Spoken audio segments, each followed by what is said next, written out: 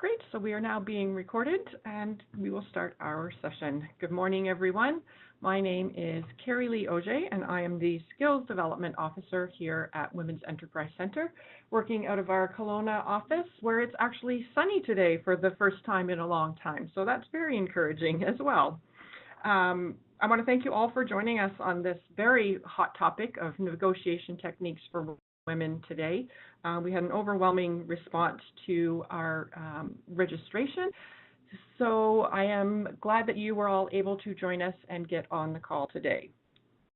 Just very briefly, a few of the WebEx tips that we have. We have the chat and the Q&A options for those of you online that can see up in the top right-hand corner of your screen. You should see those options. And if they are not highlighted in a color, please go ahead and click on those and you will see those pop up. And I'm going to monitor that for you today as well and share those questions with our panelists, Sarah and Morgan, as those come in. So please be sure to use that if you come up with any questions, and we will have an opportunity for Sarah and Morgan to answer those questions for you today. So just briefly before we do get started, I want to share a little bit about Women's Enterprise Center for those of you that are new to our organization.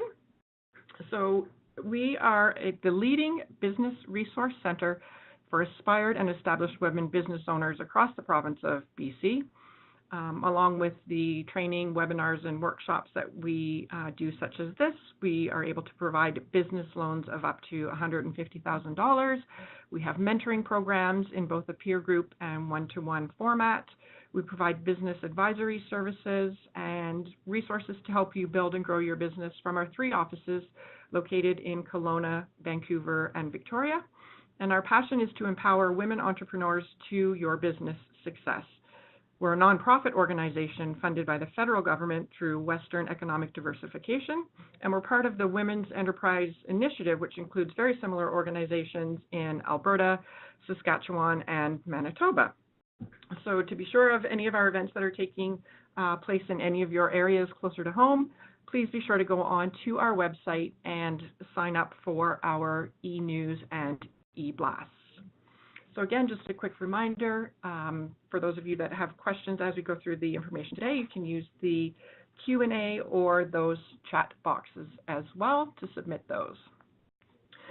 And today our topic is negotiation techniques for women, and I'm very pleased to have our panelists for today, Sarah McEachran and Morgan Baker from Borden Ladner Gervais. And on the session today, Sarah and Morgan are going to help us learn some common styles and approaches to negotiation, as well as negotiation tactics, and how best to use them to your advantage.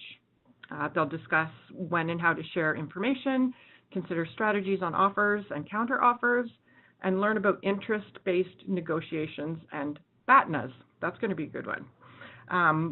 They will consider ethics in negotiation and when, if ever, it's effective to bluff. So please be ready with your questions. And I'm happy to now introduce Sarah and Morgan. Good morning, Sarah and Morgan. Good morning. Good morning, everyone. Great. So please go ahead. I'd love for both of you to tell us a little bit about yourself, about Borden Ladner Gervais, and also your Driven by Women program, which is where this workshop is coming from. So Sarah and Morgan. Sure, thanks, Carrie Lee. This is Sarah. I'll start us off. I'll tell you a little bit about myself first. I'm a partner in BLG's commercial litigation group. So my practice is mainly around dispute resolution for companies. I also represent groups. I do quite a bit of work in the health sector. So I work on negotiations often between government and groups of healthcare providers, often physicians. So you'll see me drawing on a lot of examples today from kind of the litigation context with mediations and settlements where we resolve disputes that way, also through other ADR mechanisms. One of my specialties is arbitration, as well as at the negotiation table. I've been at BLG since I was a summer student, so a baby lawyer, and I guess about 10 years ago, and I'm originally from Maple Ridge. I grew up here. A little bit about me personally, you can't see me, but I'm currently expecting my first child, so that's going to be a whole new set of negotiation skills that I have to develop at the end of April. And outside of work, I quite enjoy road biking. I'm really excited to be part of this presentation. The organization sounds fantastic, and BLG's Driven by Women, which Morgan will explain a bit more about, is closely aligned with some of what you're trying to do with the work you're doing at the Women's Enterprise Center. So thank you very much for inviting me. Thank you, Good morning, everyone. Hi, I'm Morgan Baker. I am an associate at BLG. My practice is in civil litigation with a focus on insurance and tort disputes. So we do a wide range of dispute resolution, a lot of stuff in the litigation context. Also, in terms of negotiation, it often arises in the context of negotiating a out-of-court settlement. Dispute resolution can be expensive, and in efforts to avoid going to trial, there's often negotiations throughout the life of a file to try and find a resolution for both parties in order to avoid the courtroom. A bit about BLG, and in particular BLG's Driven by Women initiative that some of you may have heard of. It is a group of lawyers at BLG who partner with entrepreneurs in the community, primarily female-led and female-founded companies. So what we do is we partner with female entrepreneurs who have founded or who lead businesses with a developed business plan, existing funding, and plans for scaling up their business. And Driven by Women partners with these companies to help them meet their goals through community building events. We also host a number of seminars, kind of like what we're doing today, on various topics that may be of interest to female entrepreneurs and female-led companies. And we also assist them in meeting their goals by offering flexible fee arrangements. So if anybody has any questions about Driven by Women or how to get involved, please do feel free to reach out to either Sarah or I, and we will make sure we put you in touch with the right people. Yeah, I should have mentioned too a little bit about BLG. BLG is a Canadian full-service law firm. We have offices across Canada, and so we do everything from helping companies and individuals form corporations, buy and sell corporations, get financing for deals that you're working on, through to providing tax advice. We have also got a full set of lawyers that do dispute resolution, so that's all the litigation side, and we do labor and employment law, as Morgan mentioned, tort insurance, straight up commercial disputes, Aboriginal law. So we cover most of the areas. We don't do a lot of family or criminal law, but pretty much everything else. So I know we got a lot to cover today, and so let's get started. One other thing I just wanted to say was thank you very much to everyone who sent us questions in advance. That was really helpful for us in framing our speaking points, and we'll try to cover off as much as we can during the presentation and also address some of those during the Q&A as well. So thank you. That was very helpful. Great. Thank you, ladies. So we'll get started here on the presentation. And again, everyone, please be free to add additional questions in those chat and Q&A boxes, as I mentioned. So we will hand this over now to Sarah and Morgan. So ladies, share your expertise with us now on negotiation techniques for women. Thank you very much. All right, so the first thing that we want to get into discussing is the context for negotiations, because the type of negotiation that you're dealing with often is what determines your approach and your style. So negotiations can really arise in any different scenario in your life. It can be buying a new car, asking for a raise, bidding on a contract. There's really a number of different scenarios where you have to hone your negotiation skills. So what we're going to do today is start by talking about two broad approaches to negotiations and just discuss some key terms and explain what we think is the best approach to your negotiations. Then Sarah's going to get into a bit more detail about developing your own style and then we'll move on to some specific negotiations issues or types of situations that you may encounter in your own negotiations and how to approach those. So I'll just turn it over to Sarah. All right, so as the first slide there that Morgan showed you was saying, life is one long negotiation. I mean, I think there's sort of sometimes there's a fear of negotiation, and I saw in some of the questions, a lot of the questions centered around wanting to be more confident in negotiations. And I think there's opportunities that we all face regularly, whether it's as business people or just personally, where we have opportunities to negotiate. Some of them are just low stakes, everyday kinds of interactions. That would be the curfew with the kids or negotiating time for yourself with your spouse or whatever else it is. But then there's also other very high stakes kind of bet the company type negotiations. So I think there's a bunch of factors that I would typically look at as I'm heading into a negotiation to consider how to approach a particular negotiation. The way you approach a run-of-the-mill daily sales negotiation is going to be different from how you approach, how I would approach a large negotiation, multi-year contract for a large group of people that I'm representing, right? So I think one of the key things when you're approaching any negotiation to feel confident and to get the best out of the negotiation is to have as much knowledge as you can as you're heading into it. And this is all part of having a negotiation strategy, which we're going to go over later on in the presentation. Some of the things to consider are who are the players in this particular negotiation. So on your side and the other side, maybe there's multiple sides. Are you dealing with the government, which can be a very unique kind of situation? Are you dealing with a very sophisticated business or a more startup business or a small consulting, maybe just an individual?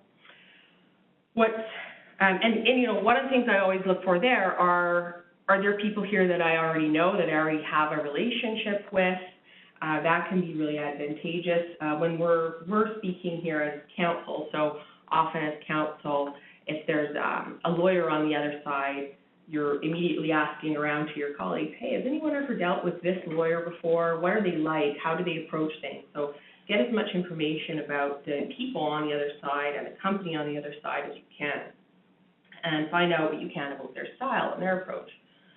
What's at stake? I already, point number 2 here, I mentioned that. So think about, as part of your negotiation strategy and plan before you head into this, what's your leverage? What's your BATNA, which Morgan's going to talk to us, but what are your alternatives? How critical is this to you? All of it is going to impact your approach and what you're willing to concede on and what you really can't concede on at all. Another factor to consider from the get-go is what stage are the negotiations at? When we're coming in as an advocate for parties, this is really important for us, because if it's very early on in the process, you have an opportunity to do a lot more, then we have an opportunity to add a lot more value than if we're coming in at the end of a really long 2-year negotiation and we're just helping kind of paper the deal. So you're probably going to be representing yourself for the most part. So if this is something that's been going on for a long time, your approach to the negotiation and your tactics is going to be quite different from if you're just starting off a relationship with a party. And how, we'll talk about this as we go through. What stage are you at? So how close to concluding the deal are you? Timing is really important. So sometimes there'll be a very pressing deadline. You need to get something finalized in order to get financing. You have to, you have budget, year-end, stuff like that. So I would always consider what deadlines you're faced with and what deadlines the other party may be facing as well. These can be used to your advantage, but it can also be a disadvantage as well, because when you've got a tight timeline looming, it can mean if you really need to get something concluded that you're willing to concede perhaps more than you normally would. It can also be used to your advantage because having some kind of deadline can be good to kind of get things moving fluidly and not stalling. I did get a couple questions from the audience in advance about when timing and how you move something forward, a negotiation forward if it's stalled or if it's stuck. And I think we'll talk about that. But setting deadlines and keeping things moving is important. Depending on the situation, it can also be really important to be patient and let the process happen. I tend to be a bit of an impatient person, so that can be challenging for me. I like things to go very efficiently, but some negotiations have a bit of a life of their own. And if you're patient and you wait things out, you may end up with a better deal than if you're rushing and trying to get through things as fast as you can. Something else to consider is, do you need a lawyer or another a resource, so a consultant or a business person or a mentor, somebody that you can consult or hire to assist you with the negotiation. There were some questions about from people who felt that maybe they didn't have the best negotiation skills. If you have, first of all, you might be better than you think. I think a lot of people are insecure in this area and uncomfortable about it, but you may actually be just fine at it. Hiring somebody to represent you can really assist here, especially if you tend to have a style that's sort of immediately compromising and you find it difficult to be assertive on your own behalf. It's obviously the stakes matter here, so if you're dealing with a BATNA company kind of deal, seeking a third party's advice on something could be really beneficial. And they may be able to help you with things like pricing, what's typical in the industry, what's normal to have on a term sheet, what's overly onerous and unreasonable for a financing company to be asking of you, things like that. So you may not need a lawyer to represent you for the whole deal, but you might want to sit down for a couple of hours and learn. Maybe you'll learn a lot more about the industry and the key players that way. So also considering what other resources you have that you can draw on can be useful. So relationships are, I think, invaluable. Mentors, networks, like this one that you're involved in here on the Women's Enterprise Center. Sometimes as counsel, we'll use all types of other kind of backdoor negotiation techniques to reach a deal that may not be immediately obvious. So that's a little bit about different factors to consider, and I'll turn it over to Morgan for the next slide. So we're going to talk about two main approaches to negotiation that you may have faced in your everyday lives. The first is positional negotiation. Now, this is sort of the stereotypical type of negotiation that you may picture when you picture a big, high-profile dispute between parties. And interest-based negotiation is an alternative to that stereotypical approach that we think is preferable, so we'll get into why that is in just a minute.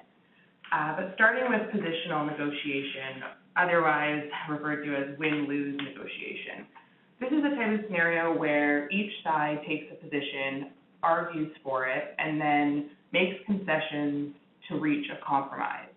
And an example of this would be if you're selling a car and you know that you need to make it, you won't take anything less than $10,000. So you may start with an offer of $15,000 and someone may counter with $5,000, and slowly the two of you work together and either you get what you've asked for or not, but you're sticking with your position that it's $10,000 or nothing. There are different types of positional negotiation, which Sarah will address more when she talks about style, but regardless of which approach you take, there's room to have a different personality or attitude going into the negotiation. So hard positional bargaining is more where you see the other party as an adversary, you're really concerned about victory, over sort of forming a fair agreement.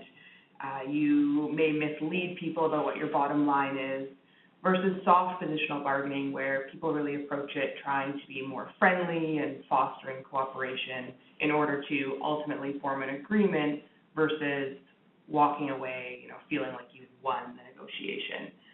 I know from personal experience, one of the things that I often have to overcome in a negotiation is my tendency to come from a place of a soft positional bargainer. So I often, to avoid confrontation, tend to be more accommodating and less assertive than I think I should be.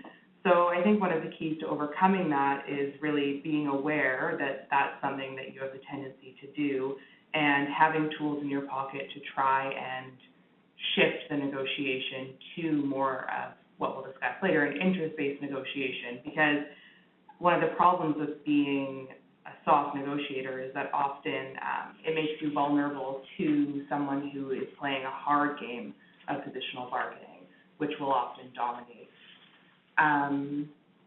Just a few of the other problems with positional negotiations is that they can lead to unwise agreements, because sometimes what happens is you lock yourself into a position, and the more you stand up for your position, the more committed you become to it, and sometimes egos can get involved, and the more attention you pay to your position, the less attention you can pay to really meeting whatever the underlying concerns are of the parties. Positional negotiation can also be inefficient, because even in the car example, what ends up happening is people start from an extreme position and then slowly each side makes a concession and comes closer together, but that's not the most efficient use of anyone's time if you're starting from a place that's totally unrealistic. I think it's within everyone's best interest to really pay attention more to the interests of each party and come up with realistic solutions.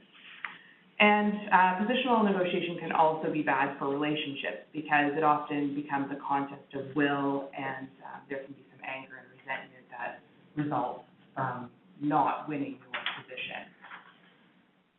Which brings us to the preferred method, which is interest-based negotiation. And most of this information about interest-based negotiation is from a book called Getting to Yes, which is sort of required reading in our profession, and some of you may have heard of it as well. But we do reference it at the end of the presentation if any of you are interested in looking into it. But Getting to Yes proposes an alternative method to positional bargaining, which is interest-based negotiation. And there are 4 main steps to interest-based negotiation. The first is separating the people from the problem. So I think one of the things that's really important in an interest-based negotiation is that it's much more collaborative. So even if somebody is being sort of very stubborn or bullish in their approach, separating that out from what their actual interests are and what they hope to achieve from the negotiation can be very helpful. The second, focus on interests, not positions, is the most important. What that means is, even though parties may have opposing positions or be asking for very different things, the reasons that they're asking for those things or the underlying interests could be compatible. So if you communicate those, it is possible to come up with a solution that works for both parties, even though on the surface your positions may be quite different. Inventing options for mutual gain. This goes to what Sarah was talking about in terms of using all your resources and that sort of thing, but you really want to brainstorm, because there can be a wide range of possible solutions that may advance your interests and the other side's interests. So try and be creative and come up with some sort of out-of-the-box solutions that may not be apparent right away, or if you were focusing purely on a positional negotiation. And then the last step, insist on using objective criteria. I find that this helps me a lot with building confidence in asking or demanding anything in a negotiation.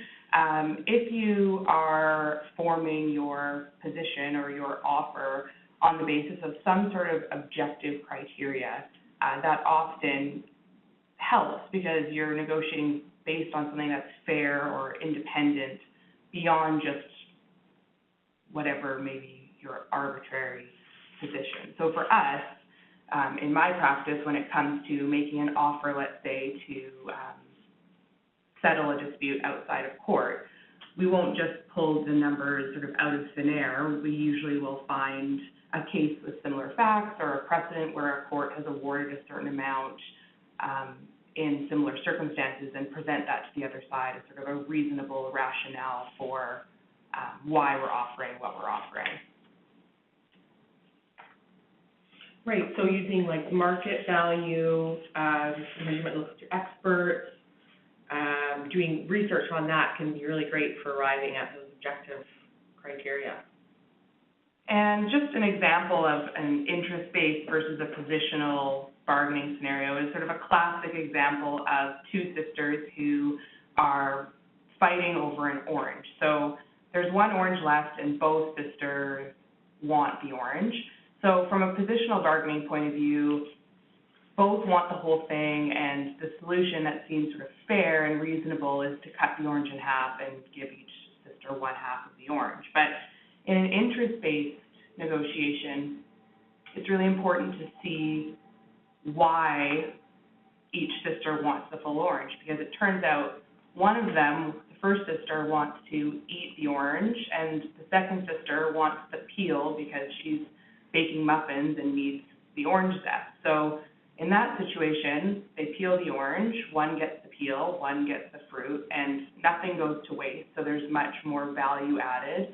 And without exploring the underlying interests of both of the parties, then that solution would have never become available. I think we'll talk about this a bit more later, but one of the best ways to get to the interest, which I think Morgan correctly said is the most important part of this approach, is to always be asking questions in your negotiation sessions and listening attentively to the answers. And one of the most important ones in an interest-based approach is to be asking why and other open-ended questions, so you can really get at what the underlying interest is. Because sometimes if you're dealing with a maybe a bullyish party on the other side, or a party that's very competitive and dominating, they may not even necessarily be aware of all of their different interests, but as you start discussing it, you can learn a lot of different things that you might be able to offer that are not real concessions to you. So you can build some common ground there through asking these kinds of questions. And one of the important things with any negotiation is strategizing. So next we're going to talk about developing your BATNA. And BATNA stands for your best alternative to a negotiated agreement. So the reason you negotiate in the first place is to produce something that's better than the results you would have if you don't negotiate. So it's important to consider before going into any negotiation what the alternative is if you're not able to negotiate an agreement. And that's really the standard that you should be using when you're measuring any proposed figure, agreement, or term that arises during a negotiation. So there's a difference between that and your bottom line, which is more of a positional approach. And bottom lines can be helpful, but having a bottom line and going into a negotiation sort of stubborn on what your bottom line is can make it difficult to learn during a negotiation. And one of the most important things, as Sarah just mentioned, is listening and asking questions, and you really need to be flexible in keeping an open mind to creative solutions, and sometimes going in with a firm bottom line prevents you from being able to do that. So yeah, instead going in with a BATNA, which is the action that you'll realistically take if that negotiation doesn't succeed, is a better alternative than approaching it from the standpoint of the bottom line. And I think a common question is whether you should share your BATNA with the other side or with the party that you're negotiating with. And that really depends on the situation, but generally speaking, I think you should share your BATNA when it would improve and not weaken your bargaining position. So, for example, if your BATNA is extremely attractive, like if you're selling something and you already have another purchaser lined up who you know is interested in paying the price that you're asking, then that's something that the other side should know, because that really strengthens your bargaining position.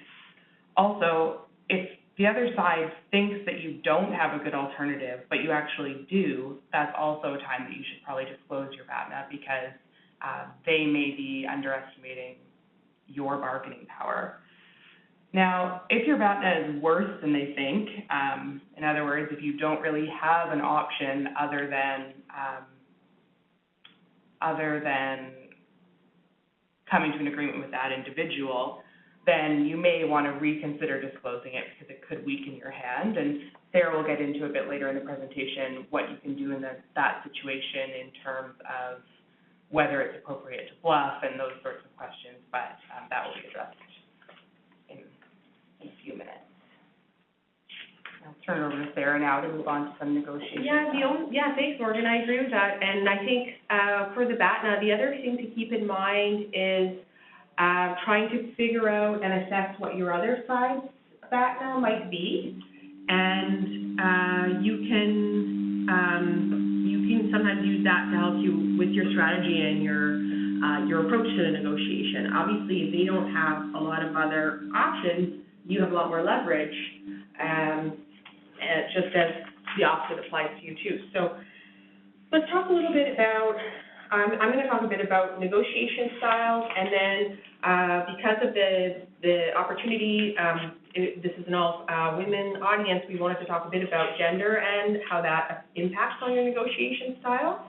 And then I'll talk very briefly about ethics and some other considerations, and then Morgan's going to wrap up with some kind of practical tips, and then we'll get into your questions. So in terms of styles, now I have kind of created these nicknames or these types, but they're based off 5 kind of classic styles that I'm sure all of you have done a bit of reading on this topic, you'd be familiar with.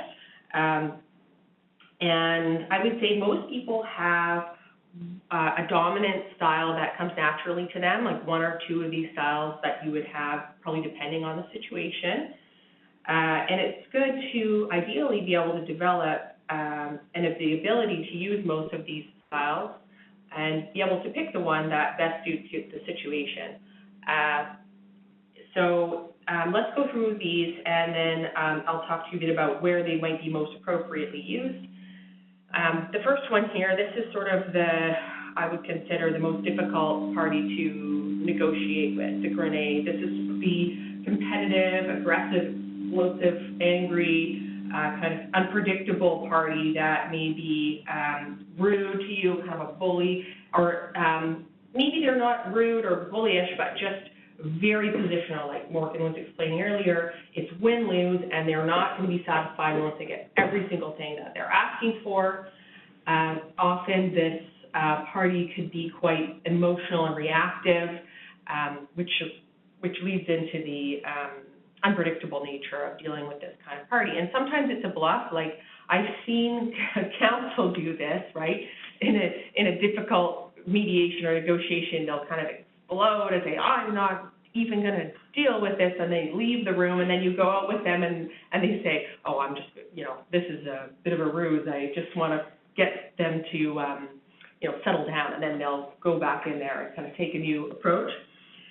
So that's the grenade. It can be very challenging party to deal with. I'd say the opposite of this is the far right-hand corner here, the pushover.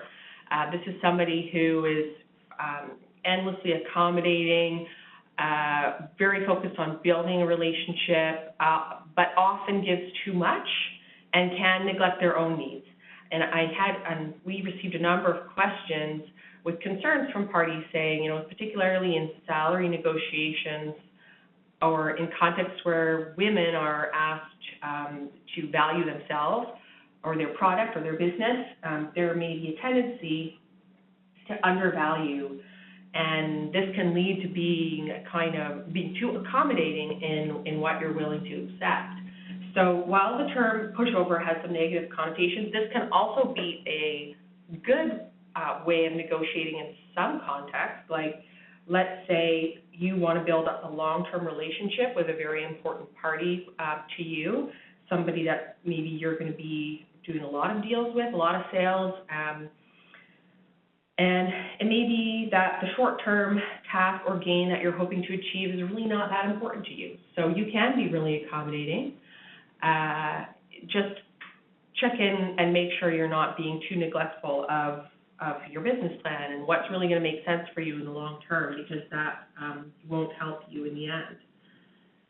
And certainly this style can come out where you're dealing with a party on the other end who has all of the negotiating power, all the bargaining chips, and they're just more powerful. And this happens. Like, we'll be representing clients sometimes where I'll be opposite the government on the other side, and they're saying, look, we only have this much money, so the budget's set.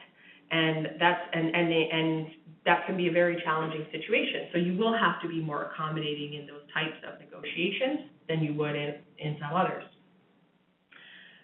So in between these two kind of polar opposite styles, there's these other three, and I know there's probably endless variations on these, but the classics would be somebody that is the happy medium. So this is compromising. You win some, you lose some, you meet halfway, kind of splitting the orange in half story that Morgan told us about. And one caution about this style is that this can be very useful in a short time frame, or where there's a really good relationship between the parties, and next negotiation is going to be the same kind of fair, like you're going to split your differences. But be careful that splitting the difference is not always a fair resolution or a good, wise agreement, I guess, because it depends how reasonable the initial offer was and the requests are from the other side or from you. So you really want to be looking at the actual value and the interests that have been met, not just at meeting halfway. This comes up a lot in the context of settling disputes, because you're often talking about damages. One side has a number, the other side has a number, and you kind of end up somewhere in between. But don't just default to that. I mean, consider whether that's really the proper value to be arriving at. So then you've got the passive aggressive. So I think this is a conflict avoidant negotiator that finds it challenging to be assertive, can be perhaps resentful because they aren't having an opportunity to really express what they want, and they may end up being uncooperative and have a sentiment that if they're going to lose, then you should also lose, and you won't actually get a deal done. So this can be a very understandable. I understand how people get feeling like this, but it's also not a very productive approach, because you won't ever, it's very challenging to actually reach a deal, and you're not expressing your interests, etc. So recognizing this and developing a plan for how to get past that would be important if you kind of have this style. The rainbow, this is the last one I want to talk about. This is kind of the ideal, I guess, the idea that you can have win-win results to negotiations that will benefit both parties. This type of negotiator tends to be collaborative, open, honest, forthcoming with information, also innovative and creative in how they approach solutions. So it's not the idea that you're going to concede or compromise on everything, but thinking outside the box where you may be able to find some other solutions for your disagreements or impasses. Obviously, not every situation can be resolved in win-win. That's just not realistic. But at least starting out with this approach and this style, I think, can be beneficial. And win-win also means you always have some things, in my opinion, that you have to concede on, except for some rare situations. But it's great if you can at least get some wins in there together that will help build your relationship as well. So how does gender play into all this? We're kind of running sort of low on time, so I'm not going to belabor all of these points, but I think that it's important to consider gender, and I'm not a social scientist who's researched this area, so I want to be careful about what I say, but based on the questions that we had and my own personal experience, I do think that there's some kind of stereotypes and ideas around the strengths that women have versus our weaknesses, and whether you think these are true or not is your own beliefs. But the idea is that women tend to be better at collaborative, cooperative approaches to negotiation and less prone to a more competitive, aggressive style. And there may be a concern around this that women come off as not as confident, or they may undervalue themselves and their businesses and their products. So, and I personally have found this just in my work with other female lawyers, that they'll often kind of undervalue their skill set or their experience, whereas a male with the same level of experience will come across as be comfortable portraying themselves as an expert in something. So I think part of this is developing, so first of all, understanding and knowing what your style is, so you can know your weaknesses and how to improve on them, and how to use your strengths, which being collaborative and a good listener or being willing to concede on certain points can be very advantageous as well. But knowing how to use those without becoming too much of a pushover is kind of a fine line. So I would say a couple tips here are check yourself before you go in, have a good strategy and a plan. Ask for what you actually want, not just what you think you can get. Check in with other people in your business or in your network about your value, your skill sets, your strengths. Bounce your ideas off of other people, and you may find that helps you gain a lot more confidence. I would say practice here. Like, if it's not something that comes naturally to you, you can have lots of opportunities in a day-to-day setting to be more assertive with your position. And even if you feel awkward at doing this at first, I think it will become more natural and feel less awkward if you do it more often over things that are lower stakes. Rather, you're going to go into like your first major negotiation and be able to change your style on the spot. So I think practicing is a good way to change that. And pretending, another strategy I've heard of is kind of pretending that you're negotiating on somebody else's behalf, or reminding yourself that the things you're asking for are actually not just beneficial to you. These are things that are going to help your company be successful long term.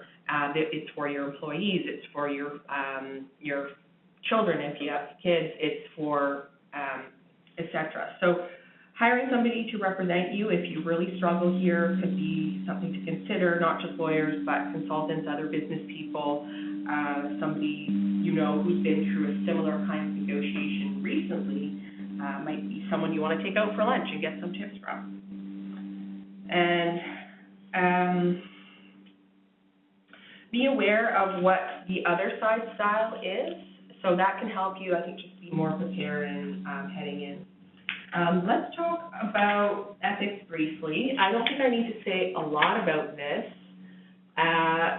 This is very important, I think, for lawyers. Our approach, we have professional standards and conduct that we are required to meet, but I do think that it's important to always remain ethical. Don't lie or misstate things.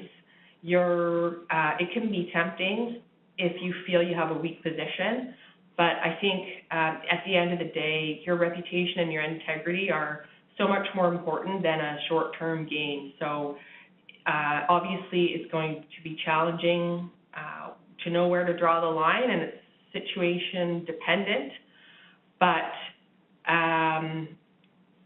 I think, we have this saying in law, and it's probably true in the business world too, that, it takes a career to build your reputation, and you can lose it in one day. And I think as a negotiator, that's true as well. If you're known for somebody who approaches things with integrity, and you're professional and competent, and you reach fair deals, you will build up a really solid reputation and good value for yourself and your business.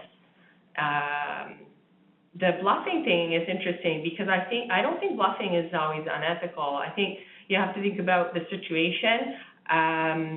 Are you setting fake ultimatums and threatening to lock out the door, et cetera? If you're dealing with a bully on the other side, some of these tactics could be helpful to regain a little of their control, but it can also backfire because the other side might call you on your bluff, and then you're left with kind of an impasse. So sometimes this happens with the phantom purchaser. So you make up, I've got I've got another party that's really interested, and you think of the car example, right? I think car salespeople do this quite often. Okay, fine. Well, I'll go, and I'm sure I can find another car somewhere, right? So you can lose credibility if you bluff too often. I don't think it's actually ethically wrong necessarily, so long as you're not really lying. But you can say, rather than saying you've got another offer on the table, you can always say, I'm sure I can find another purchaser. Or if you're being asked really direct questions and if you say the truth in response, you're going to really weaken your position. I would find a way to, avoid answering the question, defer, meet again the next day, say you need to speak with your advisors, get back to them later. There's other ways of getting out of those awkward situations. Other considerations, I think we've gone through a lot of these, but sharing information, very important for building trust and an interest-based negotiation. If you're withholding key information and it comes out really late in the day of the negotiation, I think the other side will really wonder, what else are you hiding from us? But you don't necessarily need to share everything all at once. So here's where having a good plan in place can be really helpful, and asking questions, doing a lot of investigation in the early stages, and then coming back with a plan and sharing your information perhaps in the next meeting, rather than putting everything in there up front, is maybe how I might approach it. Concessions can be a very powerful way to reach a deal, especially as you're getting close to the end. You don't want to make all your concessions at the very beginning, because then you have nothing left to give, and you just end up having to perhaps drop the price or whatever it is you're dealing with. We had a few questions about when to make the first offer, so let me just briefly address that. I think the typical advice is you want the other side to make the first offer, but obviously that's not going to be possible in every situation, because you end up in a kind of catch-22 situation. But the main thing I would say is you don't ever want to accept the first offer. Well, never say never, but typically the first offer isn't the best offer you can get, and there's usually some room there. If this first offer is just perfect for you and you're happy to take it and go with it, then do so. Every time you go back and forth, you risk losing the deal. But usually you can get a better offer than the first one. And be aware of anchoring. So that's the concept that there's a tendency to heavily rely on the first piece of information offered. So if the other side's done a bunch of research and they say, look, market rate for this is blank, and you're not able to kind of come back with your own good market research on that with a different amount, that's going to kind of stay in everyone's mind and have a powerful effect. Carolee, we have one. I'm just mindful of the time, and I know people have questions. So on this last slide here, we set out some tips. I was thinking it might be good to have the time to get people to ask questions and for us to answer some of the questions. Okay. And if they want us to go through these, then we're happy to, but I just want to leave a chance for people to ask us questions. Okay, great. Thank you so much, Sarah and Morgan. To get us started, again, just a reminder, you can use that Q&A box or the chat box in WebEx. And if you don't see those options, just in the top right-hand corner of your screen, the icons should be blue. So if they're not, just click on that and you will see that pop up. One question that I have is basically, how do you keep the emotion out of the negotiation? Because that sometimes, you know, is that more of that pushover negotiator style that you were thinking of? Because I find that, you know, when you're talking about buying a vehicle, you know, when I walk in and I know I want this car, it's an emotional purchase for me as well, and you really want that. So how do you take that step back and really create, let's go back to that BATNA, so that you can stick to what you wanted to accomplish in the negotiation without getting too emotional, and whether it's men or women? How do you address that? Yeah, it's true. And I think that it's natural for a certain amount of emotion to creep in. It's good to be passionate about something, and especially if it's your own business, you're going to be passionate about it. And I think a few things. So if you're in a heated negotiation meeting and you're getting really emotional, like frustrated and upset, you can always take a break. Set another meeting time the next day. Perhaps you want to set out your position in writing, so you could distance yourself a bit from the emotion by doing that. I find written back and forth to be generally less effective than being in person, but if you're finding that it's just getting really, really heated, that can be a good way to create a bit more distance. Trying not to, let's say you are emotionally attached to something, that does happen. Trying not to let that show too much to the other side, or trying to force yourself to go out and do more research and really compare other options and try to find another alternative that you really could live with, so that you're not so emotionally vulnerable to a particular seller, would be some practical tips I might use. Yeah, I think for me, one of the easiest ways that I find to combat my emotions is to really go into a negotiation prepared, so that I know that what I'm presenting or what I'm asking for is sort of objectively reasonable. If I go in knowing that, you know, I'm asking for a raise and this is what other people with my level of experience in my field are getting, I find it's easier to separate the emotions, because it's not really what I want or necessarily, it's more so what I think It's generally fact-based. looking at people on paper, what that person should be getting. So trying to find a rational basis for what you're asking, I think, really helps. Yeah, and supporting that with those facts, right? Like, this is the industry standard, not just what I'm worth. This is what the work that I am doing in my position is worth. So that's a good way to do that as well. And Sarah, Morgan, I'm copying and pasting at the Q&A into the chat. I'm not sure if you can see those questions coming in. Yeah, we can see them. Yeah. Okay, great. We've got a list of a book that we'll put, it's at the end, just a couple short resources to look at. So that's one of the questions I saw there. I can flip to that now. Yeah, and we can, we'll include these in the follow-up email for everyone as well. So these resources. Can I answer the question about dealing with male-dominated negotiation rooms? Yes, please. Okay. So this is something that I've dealt with a lot, and I think Morgan has too, and not just a male issue, but also age issue. So walking in and being like, oh, not only am I the only woman, I'm the youngest person here, and it's very intimidating. So I think the negotiation really starts even before you enter the room, but as soon as you enter the room. So here's where appearances, I think, do matter somewhat, and I don't mean like looks and stuff like that, but more how you portray, how you handle yourself. So walking in assertively, shaking hands with everyone, introducing yourself, sitting with confidence at the table. I know some of these things are a bit goofy, but I do think it helps, like sitting up straight and putting your arms on the table. And I know there's a lot of writing around this.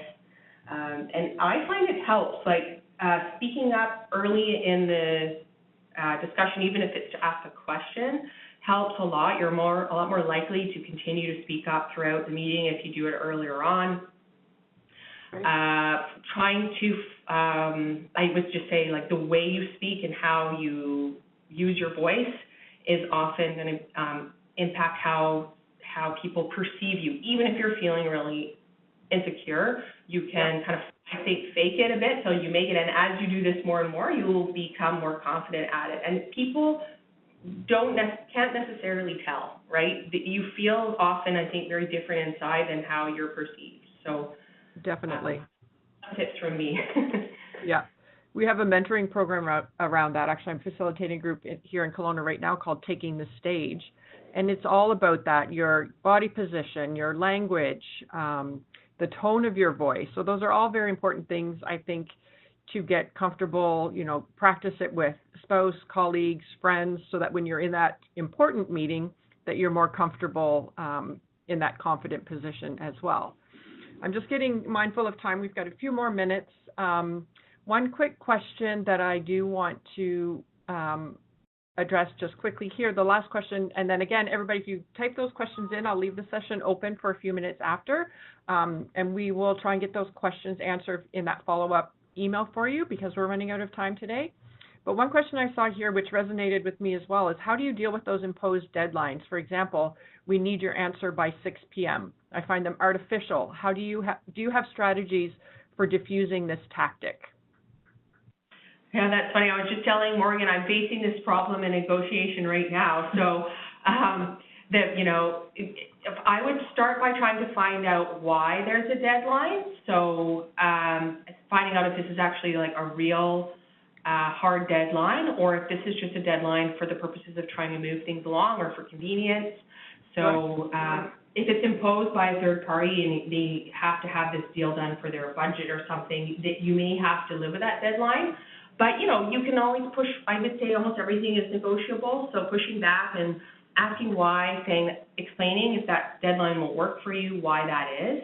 I need time to reflect on this. This is a major decision for us. I need time to consult. I can get proposing an alternative. I can get back to you hopefully by end of day tomorrow, or something like that. Yeah. One thing I'll just add to that is, I think sometimes if you can make the deadline, motivating yourself to try and make an artificial deadline is beneficial, because then it really does build trust, and they know that you're a dependable person who can meet deadlines, which may leave the door open for negotiating one down the road that doesn't work. You've just built up a rapport with the other side, which I think is valuable. Yeah. Perfect. So we're just about at our end time here. Any other closing comments, Sarah or Morgan? I think my closing comment is just to just try to get out there and practice. And there's other ways to, like, you can take a course. Reading up is helpful. Practicing things just on smaller matters that aren't as much consequence to you, and I think that's really helpful to people, and you can translate it into more traditional business environments once you are confident with your skills. Okay, great. So everybody, we're at the 11 o'clock hour, so we'll wrap up here quickly. So first of all, thank you, Sarah and Morgan, for this amazing webinar on negotiation techniques for women. We will share a lot of the resources and additional resources in our follow-up email, as well as the link to this recording. So please, everyone, do be sure to take advantage of that. And then as well, we are pleased to be working with Borden Ladner Gervais on 2 more sessions. On March 15th, we'll have another webinar on the introduction to intellectual property and how you can protect that for your business. And then on April 12th, top 10 legal tips for new businesses. So some things that you may be aware of and some that you might not. So I'm looking forward again to both of those sessions as well. So to learn more and register for those, again, watch in our follow-up e-news after this event, and then continue to get those. And again, we'd also like to get your feedback on these sessions. We love to hear how this session went, and then suggestions for topics if there's anything else that we can do to provide support for you as you build and grow your business. And I see a couple comments in here regarding the Taking the Stage, and thank you, Chris. Chris is on the call. She's our facilitator in Kamloops, who's doing a Taking the Stage group as well. So we'll be sure to keep you updated on that as they become available, because again, that's just building that confidence piece for you in negotiations and all aspects of your business. So again, thank you very much, Sarah and Morgan. Very informative session today. Thank you to everyone that joined us on the call and on the webinar, and we will be in touch again next week. Thank you, everyone. Enjoy your day, and we'll be back here soon. Thank you, everyone. Bye. Bye.